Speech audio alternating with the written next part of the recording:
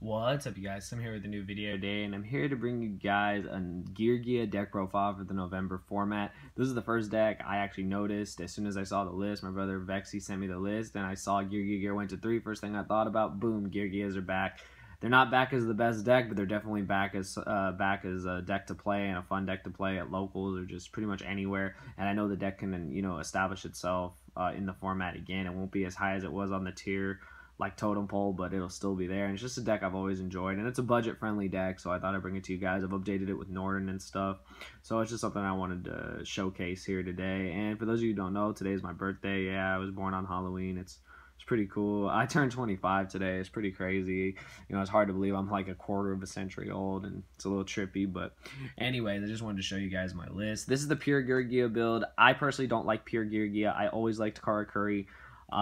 Just because I like how that deck plays. I like how it combos off. Yeah, you have inconsistencies with the tuners, but I mean, you're going to have inconsistencies with a lot of decks. You're going to have games where you draw dead MKs. It happens, but for now, I wanted to showcase the pure Geargia build because I know a lot of people are going to probably go that route since that's how it was in the past. So I'm just going to get to it and show you guys what I'm running. Obviously, the deck's going to need some work, and it's going to need to, establish itself in the meta and just improve over time. So I'm just going to get into it. Don't need a lot of explanations on stuff. It's pretty standard. 3 armor, 3 arsenals, which is basically 3 more armors, 3 accelerators, your basic rank 4 engine. And then we have the triple MK2 and the 1 Geargano for the Geargia gear. People have talked about upping Geargano to 2 just because it's a floater. It makes Geargia a floater, so it's just a really solid card. It's possibly something I could see myself doing, or at least testing with, just to make Geargia gear a little more consistent and Geargiano just a better card for Geargia next. And then I rounded out the monsters with 2 Max Cs. The format hasn't established itself yet, but Max C is just always a solid card to put in the deck. Most decks you figure need to special summon in order to go off, in order to start things, so you want to be able to try to get as much pluses on your opponent's turn as possible, so I like Max C. For the spell, it's very standard. Triple Upstart for consistency. I'm running triple Instant Fusion because Norton is very solid in the deck. It's another rank 4 engine, and it just helps you keep going. Instant Fusion helps you continue your plays, and it can be a great top deck when you don't have a lot going on, if you don't have Call of the Haunted or stuff like that. So I really like Instant Fusion. Plus Norton can make a big Dweller, which is nice. So Instant Fusion's in there for now, and I have it at 3 with 2 Norton because you want to see it. 3 Typhoon. I don't know how to feel about Typhoon. Again, the format hasn't established itself, but since Necros took a hit, I know a lot more decks will be playing back row, so Tellarknights are still a deck, Heroes are still a deck.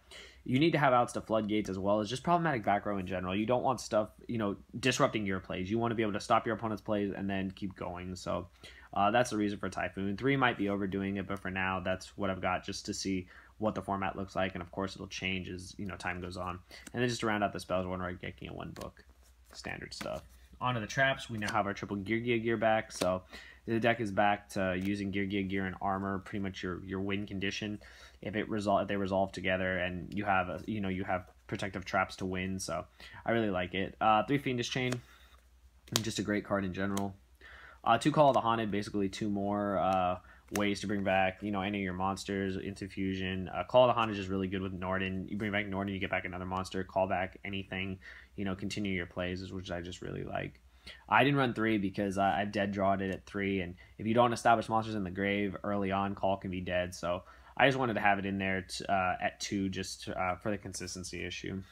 Then for the rest of the traps, 1 Torrential, 1 Bottomless, 1 Compulse. These 2 cards, I know people go back and forth of whether they're going to run them or not.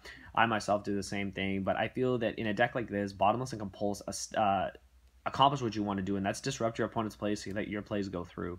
Bottomless can stop monsters, Compulse can get rid of problematic monsters before it happens. A Compulse can save your own monsters from stuff like Torrential, Bottomless, etc. So I think it's a solid card. And then 1 Warning, 1 Emptiness, and I decided to main deck the Macro. I don't know how to feel about it yet. Got to test it, but it's a pretty solid Floodgate, and I run Cargagorons. I can protect it, so Macro is just a cool card. See how it goes, test it out. If I don't like it, I can always side deck it, but I like the fact that you can play Macro in a deck, so that's it. 40 cards, very standard. Extra decks, also very simple. Space is a little tight since you add Norton in, but there's reasons for that, as I'll explain. I got 2 Nortons. Triple Geargia X, don't look at my shitty common. I don't have a 3rd secret because in the Karakuri build you only run 2, so let's just do that. So you can look at the nice secret. 3 of those, obviously, you cycle through them. Unfortunately, I don't have a Daigusto Emerald. I just could never get one. The only time I ever had one, I borrowed it, and it's just a card I haven't been able to get, so I don't have it in there. I know it should be in there, so obviously, please, the disclaimer, please add a Daigusto Emerald. It's like your 4th Gear Gigant. And don't be bad like me and not have one, so just so you guys know. And then I got 1 card Goron, solid card, protect the macro, emptiness, just solid too. It's 2450. It's a big guy. Arc, I like Arc. I've always liked Arc. I like taking stuff and just, you know, taking it away from my opponent, and just it protects itself too, so it's a pretty solid card. 1 Castel, I like running both. Castel and Arc are solid together. Since Exiton's gone, you have to adapt. 1 Dweller, great card, great with Norden.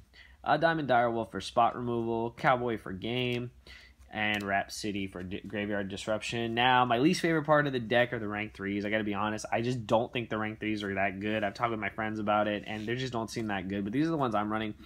Zen Mains, it's a wall, Giga Brilliant because it makes everything big, and Tempo because if the mirror match comes up or problematic XYZs come up, you can get over with Tempo. Now, I don't have Soul of Silver Mountain, I don't have Alucard. Those should probably be in here and probably in place of these.